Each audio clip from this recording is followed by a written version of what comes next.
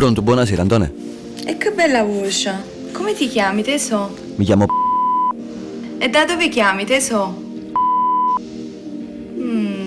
Vicino al mare.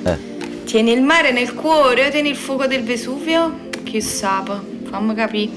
Va bene, dimmi nome, cognome e data di nascita. Allora, io mi chiamo e sono nato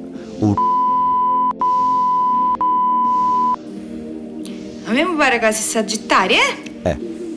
E l'ascendente lo conosci? Sagittario. E tu sei inguaiato, frate. E come fai a cambiare? Fammi capire. Che sta sapendo, Antonio? Che cosa vuoi sapere dalle carte? E volessi sapere che ci sta nel mio futuro.